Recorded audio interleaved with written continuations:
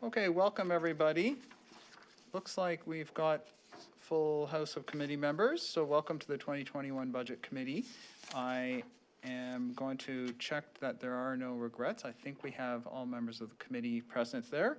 Are there any declarations of pecuniary interest? I see none from members present. There are no consent items or confidential consent items. The discussion item today is the 2021 operating and capital budget deliberations. Members of staff, do you have any further comments or material that you want to present to us beyond what's in the agenda? No, I think you have a full package in the agenda. And we had nothing more to report. Great, thank you very much. Members of the committee and council who are present, do you have any questions for staff of any of the materials? Councillor Chisholm? Thank you, Mr. Chair. The only question I have with respect to deferred capital projects, is it possible we can get a list of those capital projects that are being deferred, because it's not indicated in the report? It would be interesting to see what those deferrals are, specifically in our wards, and we can make that communication to our residents.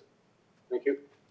So just to confirm, are you interested in the projects that are being carried forward to 2022, or do you want the separation and the list of the 123 projects as well as the 29 projects? No, the first one. The first one, so the 29 projects that are being deferred past this year? Correct. Okay. Through you, Mr. Chair, we can provide that. Great. We'll have that information for next week then. Thank you, Councillor. Are there any other questions? Councillor Lischina? Thank you, Mr. Chair. I just wanted clarification on the key facts statement here. A total of 123 or 74% have been reintroduced in the 2021 capital budget as priorities, totaling 42.5 million. And I guess the part that I'm confused about says the town's share of the projects was expected to be 3.1 million. Could staff clarify what they mean by that?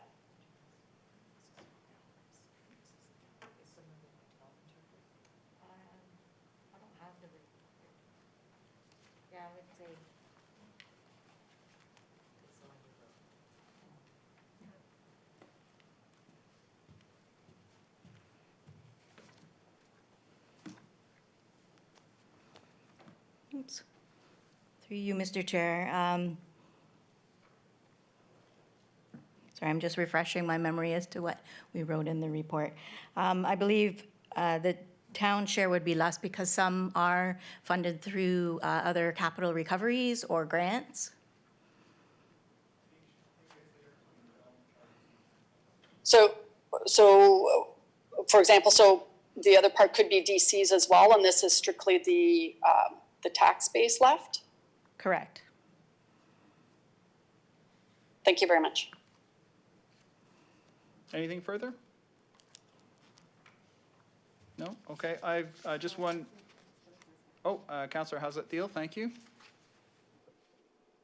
Thank you, Chair Adams. I have a few questions based on the delegations that occurred at the last budget meeting. Would now be the right time to ask? Yes, this would be the correct time. And just to confirm, there are no other delegations for today. Okay. So I want to start out with the Halton Environmental Network's presentation, because they highlighted some tremendous results they have contributed to the community, and in particular, a grant generation of $487,000. And I'm not sure how much of that is specific to Oakville, and I understand there's a message around a regional grant possibility. But they also fairly state that they're the backbone of Halton Climate Collective. And I thought their presentation was very compelling in terms of the difference they make. So my question is, what would be involved in this fee-for-service agreement that's been suggested by CAO Clohecy, and how many dollars would that potentially generate to support them as they continue to make a difference for us on the climate change agenda? Through you, Mr. Chair, they have an existing grant of $5,000 that it's administered through the corporate strategic priority area. And what we do in terms of fee for service is that it's very clearly laid out what the critical outcomes would be and what the critical KPIs would be. So it's very easy to identify what you are getting in terms of value for money for a particular grant. So there are very specified outcomes and there's very specific KPIs attached to it. So thank you, Commissioner. So let's use Oakville Ready as an example, which we often saw the head of Halton Environmental Network leading and spending time on. Can you give us an idea of how much a fee for service would have been for that contribution that she made? Generally speaking, I can't speak to that. I don't know the details of it, but fee for service is usually tied to very specific outcomes. So, for example, in a social service agreement, it's tied to the number of people that you serve and what the outcomes might be. So I'm giving you the example of an employment and training contract, so that you know exactly what the cost per client is and what the outcome would be, and what the community benefit would be as well. Okay, so and you may not have this handy, and perhaps we can have it for next week, but do we know how many grant dollars our town staff have generated in terms of climate change initiatives? We can certainly get you that information, Councillor. Okay, and could we add to that information in regards to what the other municipalities, how they've responded to the request for funds from Halton Environmental Network? We can certainly try to get that information for you for next week. Okay, my final comment on just this one section is I'm curious as to the cost benefit of another staff member at Town Hall in comparison to the contribution that we've seen from this incredible team. And that is not to say negative at all about how hard and talented the internal staff are, but this is a group that clearly does make a difference and was able to show us some quantitative data as such. So I'd appreciate that information for next week. Certainly. Thanks. My other two questions, one is related to the Chamber of Commerce presentation.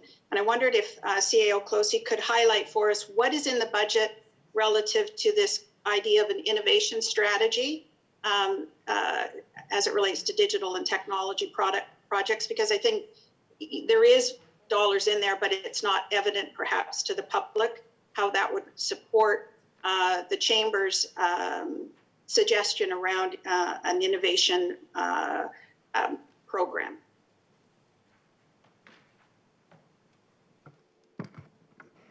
Through you, Chair Adams.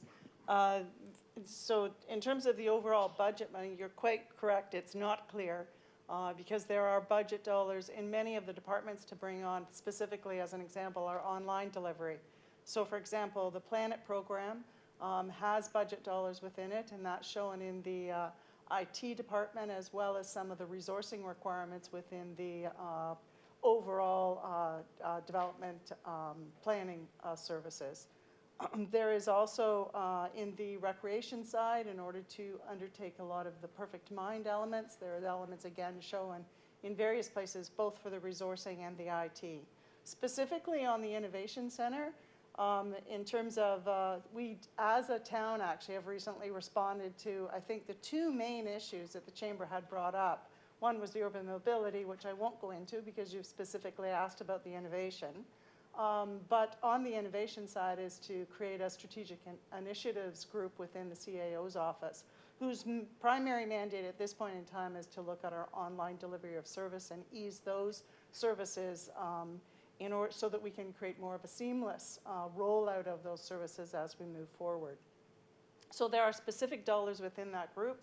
I think there's at least $250,000, as well as the resourcing that is within that group, in order to enable those. And that, as I say, is complemented by all of the other programs that are within the departments themselves or the service areas. So I don't have a number that pulls all those pieces together, but I would suggest to you that it is actually quite substantial in terms of the investment this town is making in our digital. And digital, I would refer to as being mostly our online piece, which is a priority at this point in time. But digital is also the data management side, which is embedded in almost every single department that we have throughout the town. And I couldn't come close to give you a number on that because there are so many areas within our asset management, what we do through transit, what we do in the roads and works side to pull that piece together. So it would take me a little bit of time if you wanted a total number on our innovation side, but I would say it's quite substantial. Okay, no, thank you very much. I just wanted to get that clarification. My last question is around crosswalks and our capacity in the budget to perhaps consider doing more. We have all put traffic safety, traffic calming as a priority at the beginning of our council term, and I know we all get very worried about ensuring that we are doing everything we can around a pedestrian-friendly town, active transportation, and just traffic safety overall. I'm wondering what capacity we would have in this budget to add additional crosswalks, and I'm going to say priority crosswalks identified as priority by our traffic engineers, not quote unquote a political crosswalk that would make somebody happy, but a truly, you know, as there's close to 80 plus on that list. You know, my concern is, have we got enough dollars to make some of them more of a priority? And so I'm not sure who should answer that question, but that's my question.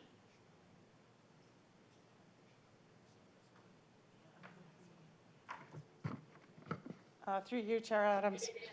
I think that and I understand that, sorry, I'm getting some feedback. Nope. I understand that, I do know that Director Stevens had identified the program that we would be rolling out for our pedestrian crossings. A lot of it is measured through our resourcing requirements as well. We do have an opportunity through the Resiliency Fund that is now available. We have to have submissions in early January in order to add some additional crossings to the budget. So I think we're looking at other options and other funding opportunities to enable us to increase the amount that we have in the current budget, rather than adding new money into this budget through the towns. There is other opportunities. I always like to hear we can get money from somewhere else to do what we need to have done. Can perhaps Director Stephen remind us, what is the cost of putting an additional crosswalk in? Through you, Chair Adams. The additional pedestrian crossovers cost approximately $50,000 each. That's an average cost based on the 3 different types that we have available. And approximately how many do we have on the list as of 2020? As of 2020, I believe we have about 100 outstanding that have previously been identified. And so I believe in another discussion that we may have had, you had talked about maybe vetting that list from a priority perspective. I don't want to put words in your mouth, but is there, we're only going to be able to do how many this year with the dollars that are currently in the budget? Through you, Chair Adams, we had 10 on the list this year with the town funding. With the resilience grant funding, we believe we can add another 10. The locations were initially identified in 2017 through the pedestrian safety program, but new crosswalks have come onto the list since then, identified by residents or councillors, residents associations, or proactively by town staff. And so we are doing that vetting now to reprioritize and ensure that the next batch of PXOs are the highest on the list. So just so I'm clear, so we will have 10. We may potentially get 10 more if we get the resiliency fund, which would get us to 20 of the 100. I got that right? Through you, Chair Adams, that's correct. That's our target for 2021 is to double the 10 and add another 10. Okay, thanks very much for that clarification. Okay, any other questions? Councillor Grant. Thank you, Mr. Chair. Just going to Appendix E, I believe there may be some kind of information disconnect, having read through the comments and options. During discussions with the mayor, previous budget meeting that we had, I had mentioned that there was a certain area of Area B that needed to be re-examined. Not a specific street, not specific streets, but a specific area. And I believe Councillor Knoll followed up with that by saying, yes, he agreed, and also said there was an area on the opposite side of Niagara that needed to be included. So we were looking at a larger area. When staff had said, are there any additional streets that we wish to add? I didn't comment because I thought, well, you've got my delegation. I'm telling you that we need to look at an area. So now looking at Appendix E, it seems that they are just counting in streets and not actually looking back to the entire zones that we were discussing. Certainly the next council meeting, I'm probably going to put in a request for report that we start re-examining how we do leaf collection in future. But for the time being, for this budget, it might be important for us to kind of re-examine what those costs would be given that information disconnect.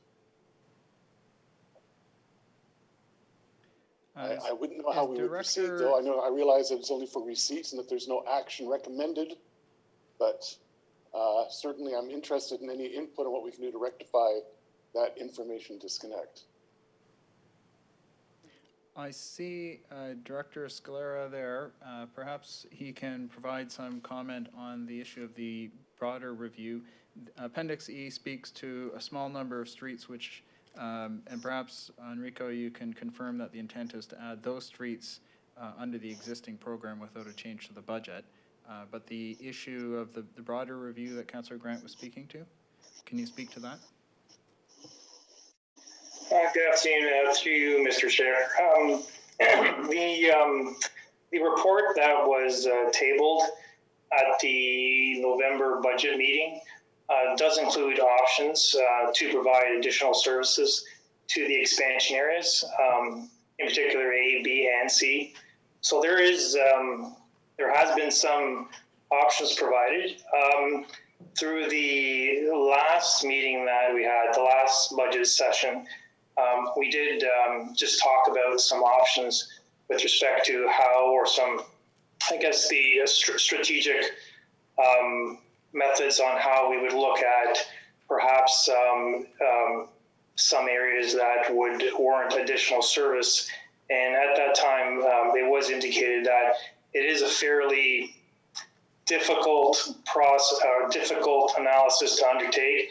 It's just because of generally, it's not only canopy coverage that has to be considered, but it also has to consider depth, and that's a very difficult analysis.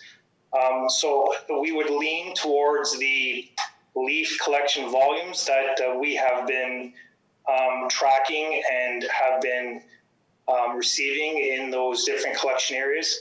And the expansion areas have typically been very low in leaf collection yield. Again, I would refer back to the original report that provided options to expand the service. With respect to adding additional streets, there is it's at council's discretion to do that. We would estimate the volumes for those streets to be added, and we can easily provide costing associated with that. The streets that were originally or earlier provided for me to price as per the report is a handful of streets and then a very small amount resulting of volume to be collected. So with a small amount of cost associated with that in the order of $7,000, we could look at offsetting that with reducing services in the 2021 budget from a infrastructure repair perspective. And we'd be looking at hard infrastructure repair, non-safety related, but more aesthetic related repairs that could be deferred to 2022.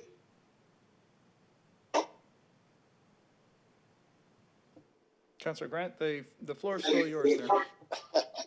That is a lot to consider and digest. Perhaps before our next budget meeting, I can rediscuss this with Enrico and just see, you know, between myself and Councillor Nolan, you and of course Councillor Chinia, what areas we're looking at. Because again, specifically, I'm not looking at streets. I'm looking at an entire community that needs better leaf collection. It would be difficult to point at one street and say they've got it worse than the other one, especially in that area, River Oaks, where you've got old growth of at least 35 years. So, so thank you. I'll probably talk to Enrico about that offline. Then next, I just wanted to bring up, is it number? Sorry. Appendix F, freezing transit fares. And again, it's just to be received, but it seems to be very, it has a lot of information, but my concern is that it doesn't really give us a good direction to go. It almost makes that there's good people on both sides of the argument issue in saying that we don't want to lose riders and we agree that we shouldn't increase fares, but then it also says, but if we don't increase fares, there's going to be, you know, other problems down the road. So I appreciate the information. I guess receiving it's not going to harm anybody, but I'm just a little bit disappointed in the lack of direction given in Appendix F, which is just a general statement, and I'll leave you with that. Okay, any other questions? Councillor Knoll? Thank you. It's not a question, it's a follow-up on the leaf issue. My largest concern, and I expressed it at a budget meeting, and I don't think it got properly captured, is, and I apologize to Enrico if I did not respond when the email said, are there any other areas? And I assumed that he was referring to other than what was raised at the budget meeting. But the area that I'm specifically concerned about in Ward 5, beyond what Councillor Grant was referring to, is the portion of the west of Neagawa above River Glen.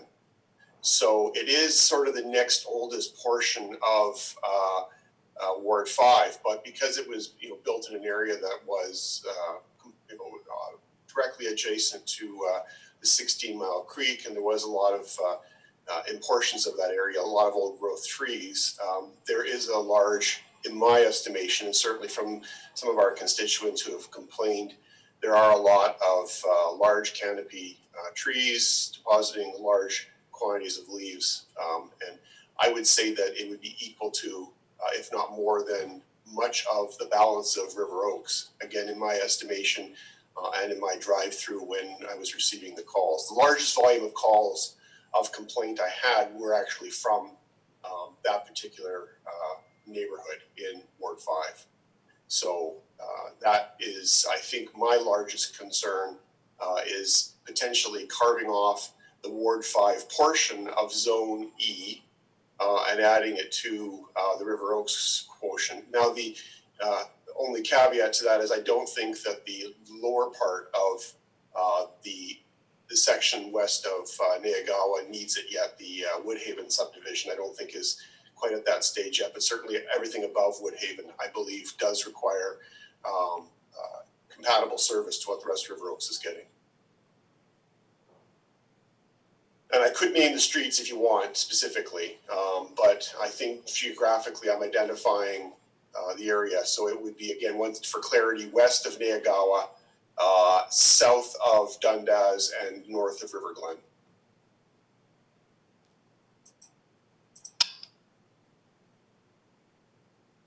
Okay. Enrico, I'm not sure if you've got any additional information on that part. I know that we did have a discussion about a small number of streets in my ward that back onto natural areas that I would say resulted in us deciding that it wasn't worth pursuing that particular concept. We did also discuss at the time Zone D, which is the West Oak Trails area that is coming up for the 25-year mark, probably next year. And so there's probably going to be some discussion for the 2022 budget with respect to the need to expand loose leaf collection into a broader area. and it may be appropriate to consider the need for additional resources to cover a lot of these areas all at the same time at that point. Enrico, with respect to Section D and these additional areas that Councillor Knoll has just described, do you have any information or thoughts for us to consider with respect to the timing of those areas?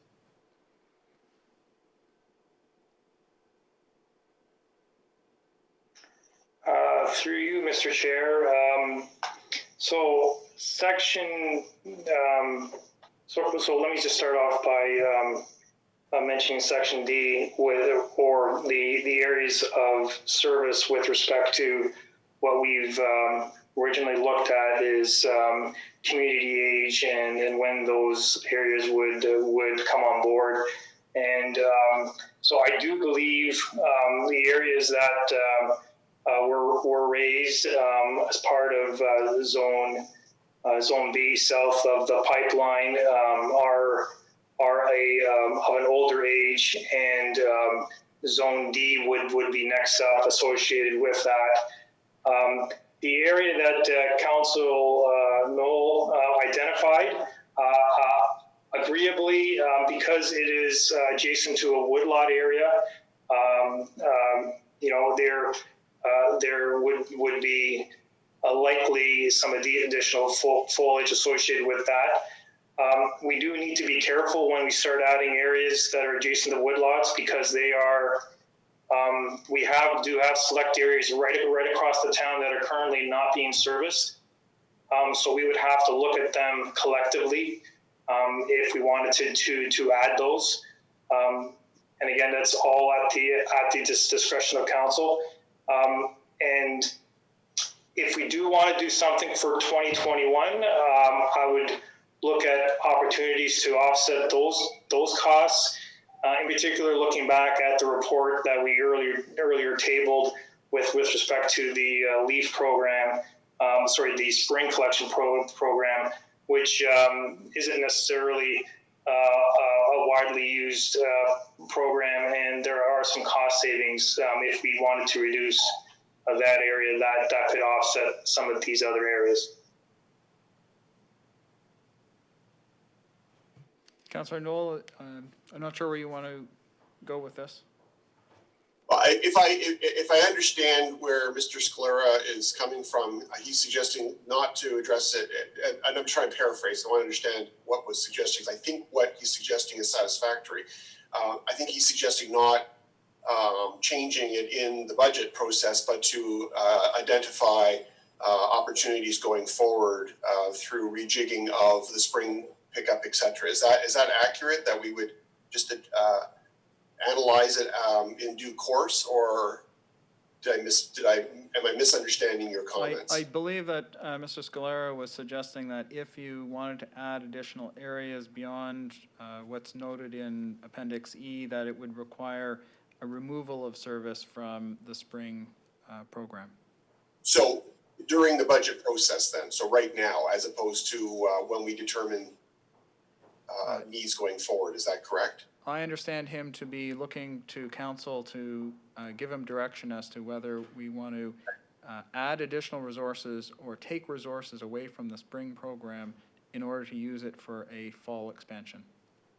Okay, well, I'm not anxious to be the guy to say we're going to take services away from any other area, because I don't think that's, I don't want to pit one ward against the other, but I would be curious what the cost would be associated with the area that I'm referring to, if he has an idea of that. It's not a very large area. Mr. Scalera, can you provide that? Through you, Mr. Chair, I would estimate it is about 10 tons of foliage, so it would be around $7,000. Okay, on that basis, I mean, I don't have any standing at committee, but I would like to add that if it's possible. But I'll leave that up to my ward mate to potentially sponsor that, since he's a budget committee member. I believe that In that particular area, there are a lot of very large lots, particularly along Riverwood and such, and the collection of leaves is quite substantive, and there is annual calls, particularly this year, of disproportionate allocation of services with respect to leaf pickup, and I would like to address that. I know that the other portion of our ward is still too young to really justify additional services, that being the uptown core area, and I'm fine leaving it as is, but I think this particular area, particularly the area north of River Glen, really needs that service, and it seems like a small price to pay.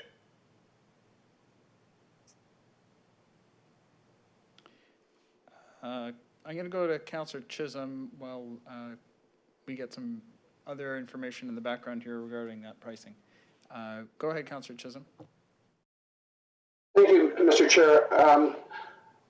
We have this discussion on every budget year with respect to leaf pickup. And leaf pickup is, to me, in my personal view, is a concierge service that we're providing to the town, and it's a very expensive service. We promote the canopy, both canopy and Oakville. We're always saying let's plant more trees and so forth. We need to look at this in not on a year basis. We need to forecast this out for the next 10 to 15 years of what the cost is to the municipality to increase that, knowing our species and what and the growth and the development we're doing. So we have some good forecasting, so we don't come back every year saying, well, we need to do in this street, we've got to do it over here. Let's really plan this out like we do any other facility refreshment program, that we look at this in a holistic way rather than hit and miss all the time.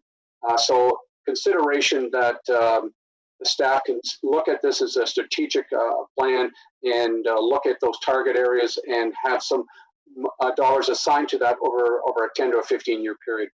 Thank you. Councillor Chisholm, I'm sorry, we had a little bit of feedback here at Town Hall. Can you just repeat that final little bit? Your concluding remark is that you'd like to have this looked at in a more comprehensive way for next year? What I mean by a comprehensive way is looking at within a future forecast, instead of a year to year or 2 year, let's look to 10 to 15 to 20 years out and have some associated costs relative to what the service that we're providing. It is an expensive concierge service that we provide to the town, and we know that properties are planting more trees. We have even our forestry, we're planting more trees everywhere, the canopy's increasing. So I just don't want to get caught in the reality of saying, well, yeah, the town's telling me to plant more trees, but they're not willing to do more leaf pickups. So I just don't want to get caught in that situation in the future. Thank you. Okay, thanks. Did you get that? Yeah, that's great. Councillor Grant? So just to follow up on the two previous speakers, I agree to a certain extent with what Councillor Chisholm is saying, which is why I'm suggesting the fact that we bring a request for report to the actual council at the next council meeting to discuss this. And then to the previous speaker, that Councillor Knoll, although I'm certain that the budget committee would take anything he has to suggest under our wing, if necessary, yes, of course, I will support whatever he has to say or endorse it as a member of the budget committee. But I do think that at least we've got a small band-aid right now to solve a part of the problem, and it's probably not the role of the budget committee at this point to talk about the future, so that's why we need that request for report coming up. So thank you very much for supporting me, both previous speakers. Okay. Do we have any other speakers? I'm not seeing any on my screen here. Can I just get our staff to provide us some information with respect to the impact of, if an additional 7,000 was added, what's the impact to the tax levy?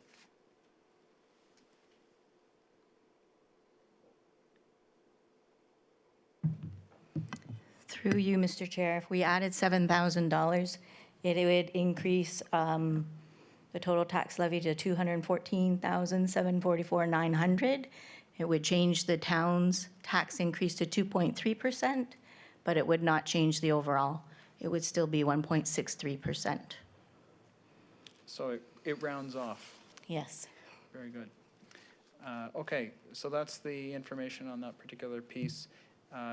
And did I see, Enrico, did I see your hand up there for a minute to provide some information? Director Scalera? Yes, sorry, through you, Mr. Chair. So just wanted to clarify, we are talking about $7,000 for two areas, which would be $14,000 in total. The areas that were identified as part of the Appendix E, and then the additional area as identified by Councillor Knoll, in total that is $14,000. So we don't get the break that we thought we had in terms of covering off the first area under the existing budget? To you, Mr. Chair, yes, there is an opportunity to do that as identified within the appendix, and that's at council's discretion whether they want to direct us to look for internal opportunities for those savings. Okay, if council did that and then undertook a further report in the new year, recognizing that we're likely to need to consider service expansion in the upcoming year or 2 years, for example, in the West Oak Trails Section D area, would that be an appropriate time for us to review the overall pricing of the program? And to make up the extra 7 if it was required? To you, Mr. Chair, certainly we could do that. Okay, thank you very much for that. Mayor Burton, did I see your hand? Yes, I'm glad that the director clarified, because when he had spoken, I took him to be saying that these 2 little things, yours and Councillor Knoll's, Ward 5s and Ward 6s, could be handled with a little bit of offsetting here and there that wouldn't harm anything, just postponing one thing in order to do another. And that would then get us into the space where we could have the comprehensive approach that Councillor Chisholm and Councillor Grant were speaking in favor of. So that means we don't need to change the budget, which is another delightful outcome of the discussion. To be clear, Director Scalera, can you confirm the mayor's understanding is correct that we could incorporate a direction to include both the Ward 5 and the Ward 6 section without changing the budget, or in your opinion, do we need to add the additional $7,000 resources? Through you, Mr. Chair, the mayor is correct that there is an opportunity for us to incorporate some one-time reductions in our non-winter road maintenance program, in particular in aesthetic areas, in order to offset those costs. Thank you. That's very helpful. Councillor Hazat-Thiel.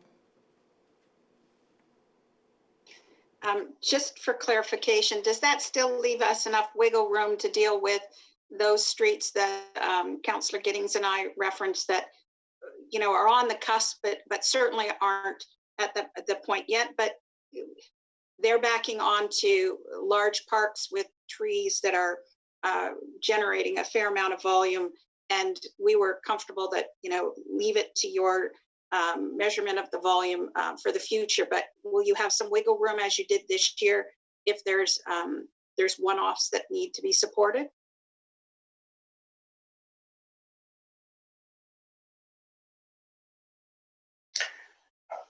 Through you, Mr. Chair. So when we would look at in the upcoming report, we can certainly look at areas that are abutting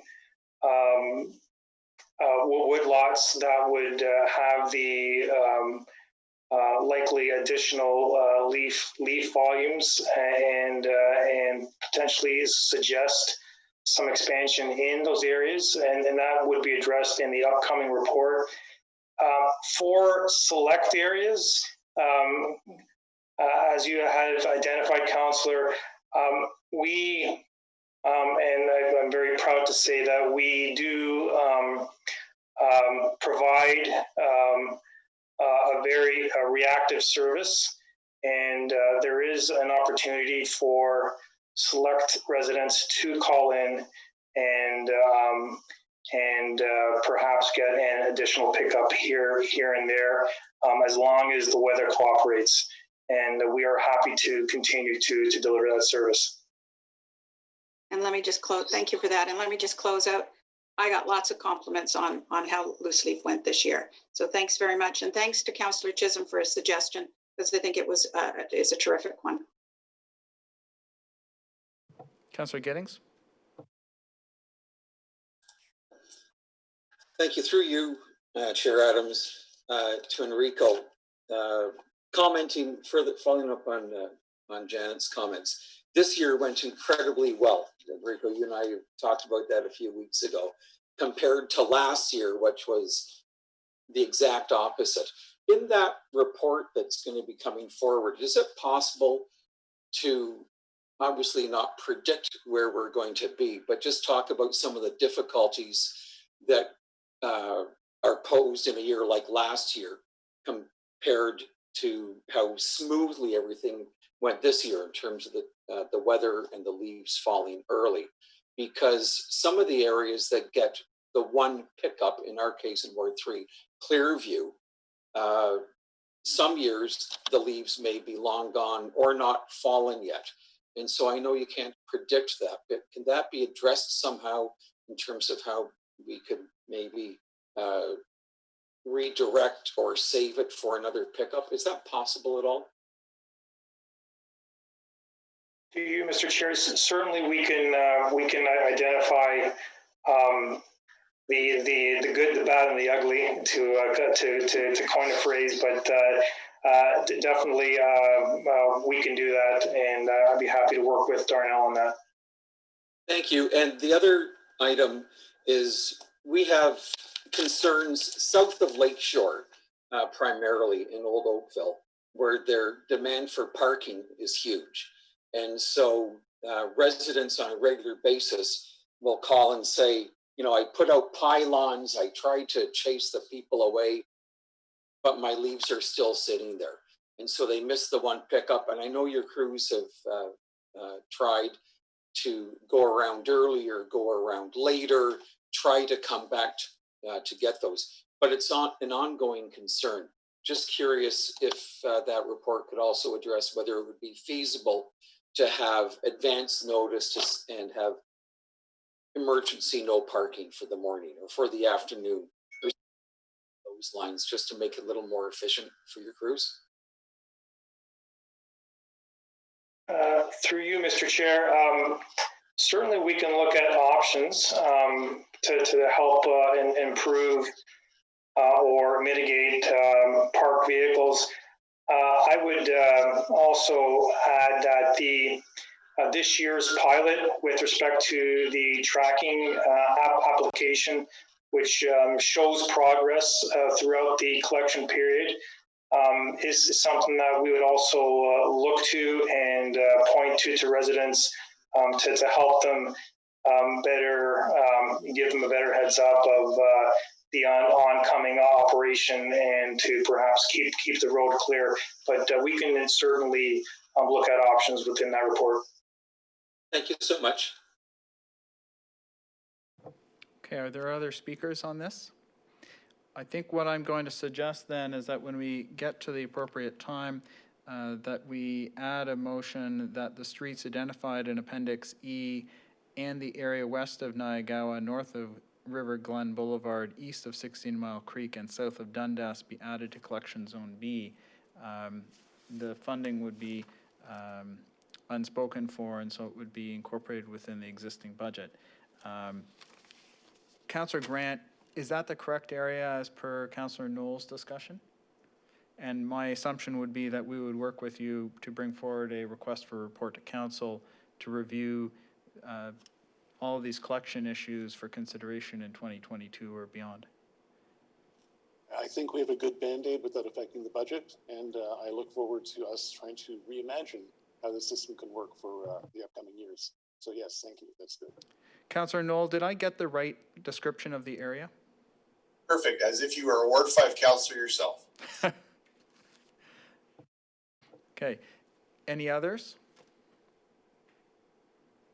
Okay, I think we've exhausted the discussion on leaves and other matters. We have then before us a recommendation from our staff that the report 2021 operating and capital budget deliberations from the Finance Department be received, and that the recommendations contained in Appendix A be approved. And I'm going to add that the streets identified in Appendix E in the area west of Niagawa, north of River Glen Boulevard, east of 16 Mile Creek, and south of Dundas Street be added to Collection Zone B, and that the remaining appendices be received. Are there any questions or comments on any of that? Councillor Dudek, you're satisfied? Yes, I was just going to give you a motion, Mr. Chair. Thank you. That's been moved by Councillor Dudek. Any others? Then, before we pass the motion, I want to thank everybody for their contributions throughout the budget process. I want to especially thank our staff for what has got to be the most challenging budget that any of us have ever seen in our times here at Council, and probably for decades going back in terms of the difficulties and challenges that staff have had to have dealt with. The adaptability and stability in these incredibly challenging times is remarkable. The adaptability in terms of not only how they've managed to finance and fund the planned budget, but also the programs that they're providing in every area of our town, and every area that they're providing services to our residents and businesses. Everything from the planning department to the recreation department and so on. And while doing all of this, providing stability to our residents in terms of the services that they really depend on, especially now as we're dealing with such challenges. So thank you very, very much. I appreciate all of that. I appreciate the contributions from members of council as well as the residents who've spoken with us over the last little while. Councillor Dudek. Thank you, Mr. Chair. I also want to thank you for your leadership during this process. Again, speaking to the stability issue, I think it was really important this year, as it has been in past years, but ever so much this year, given what we're faced with. So thank you for your leadership and for your due diligence throughout the process. Thank you very much. I appreciate that. And I see Councillor Chisholm waving his hands. I think that's a yes. He's good. All right. With that, I just want to double check that staff have no other issues with the phrasing that we've got in the motion. Everyone's happy on this end? Very good. Then are there all those in favor of the motion? I can see all the hands. 1, 2, 3, 4, 5. That's great. That is passed unanimously. Thank you very much, everyone. That deals with all the items on our agenda today. This will be coming to council next week, as you know, on the 21st, and so I look forward to a smooth passing of the budget next Monday. Thank you very much, everyone. I will adjourn our meeting, and I wish you all good health, and I look forward to seeing you live one day in the future.